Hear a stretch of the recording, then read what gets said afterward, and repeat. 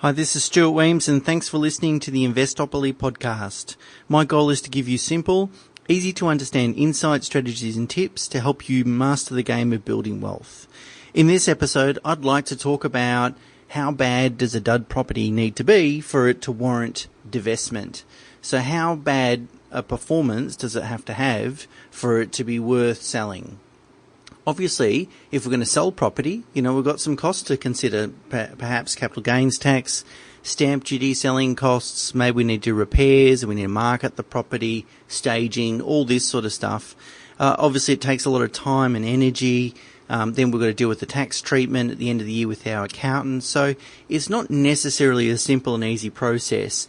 And we want to make sure that if we're going to divest of a property that it's going to be worthwhile.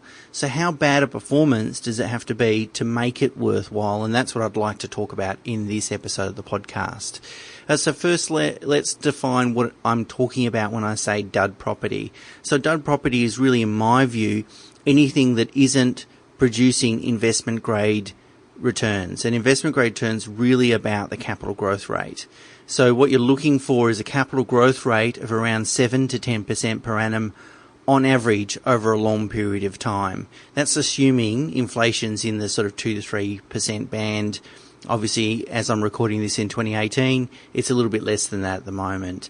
If you haven't owned the property for 10 to 15 years, then really the past growth isn't necessarily a reliable and meaningful indicator.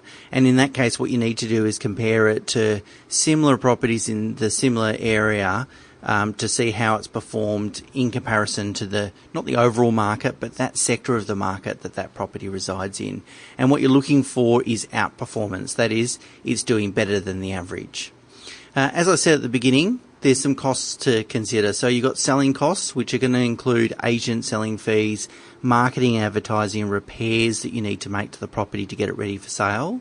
There's going to be capital gains tax. Essentially, the best way to do a rule of thumb calculation of the capital gains tax is to work out what your net gain is, so net of acquisition costs and selling costs. What's the gross gain that you're going to make, and multiply that by 23.5%, and that'll give you a good estimate of your capital gains tax that you need to pay. So if your net gain, is $100,000, then $23,500 will be your capital gains tax bill. And then obviously purchasing costs such as stamp duty, potentially buyer's agent fees and so forth that you need to pay if you're going to get back into the market after you've sold. So let's get on to my analysis. What I did is modelled a certain scenario, and the scenario goes along the lines of this. The investor purchased their property in 1991 for $141,000. The property is currently worth $650,000, so that equates to a 5.8% capital growth rate over that period of ownership. Their loan against the property is only $145,000, so the property's gross rental income is about $22,000, but net of expenses and interest, it's positive about $10,000 a year. So it's putting money in the investor's pocket. The median growth rate in Melbourne, where the property is located, over the same period of time, that's the median, a whole bunch of good and bad properties, was 7.1%. Remember, the property's growth rate was 5.8, so it's underperformed the median, which isn't good news.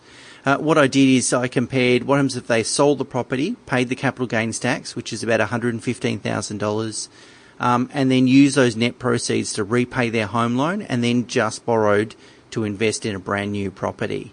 What I worked out is the growth rate needs to be around about 2% or more for them to be better off.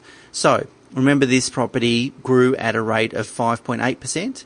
So what we need to do is buy a property that's going to grow at a rate of 7.8% or more for us to be better off.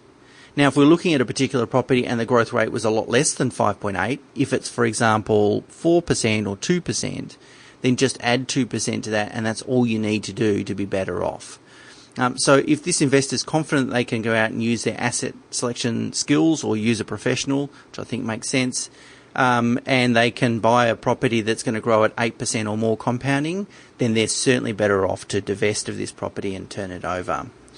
A couple of things you need to consider when looking at this: the relative performance of your investment property and the length of time you've owned it. So if you've owned it for a long period of time and the performance has been really poor, let's say 2% growth, it's a no-brainer. You've got to sell that thing. If you've owned the property for a relatively short period of time and it's been okay, maybe you need to hang on to it a little bit longer. You think about the amount of your home loan and the amount of equity in property, because you're faced with a situation where you've got investment property with a lot of equity and you've got a relatively large home loan amount, then potentially divesting of that property makes really good sense because it allows you to reduce your home loan. The amount of CGT that you're about to pay, so obviously we don't like to pay tax, but if there's no tax involved, then it makes the decision a little bit easier. And then you need to consider your borrowing capacity and existing cash flow at the moment, so that if it comes time to replace the investment, do you have the capacity to be able to do that? And you certainly want to know that before you make your decision.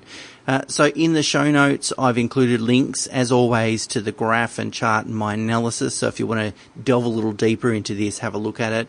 But if you've got a dud investment property, then it's certainly important to consider what you need to do with that long term.